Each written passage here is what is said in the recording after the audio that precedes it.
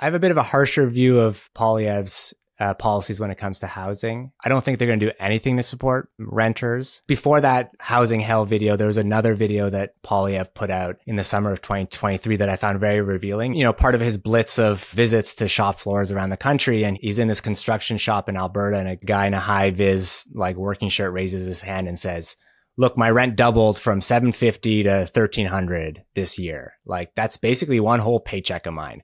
What about putting something in for landlords so that they can't jack up the rent that much? And Poilievre, he goes on this like long rambling speech about how, it's like because the liberals are spending too much, or there's too much bureaucracy and there's not enough competition and there's not enough places to put people. And that to me was fascinating because there's a very simple answer that he could have given, which is rent control. And in Alberta, there's no rent control.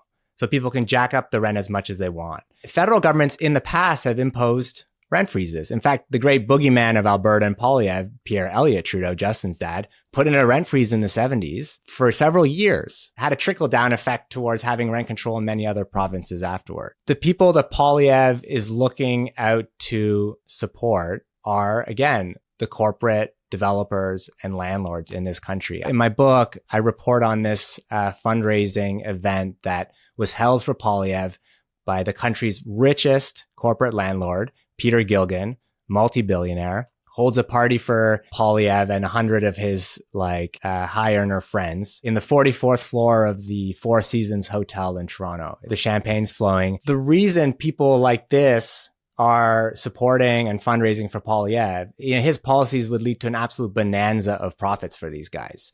Those zoning changes that they want the municipalities to make. But if you're looking at the kind of changes that would happen, they would immediately have huge profitable impacts for these landowners.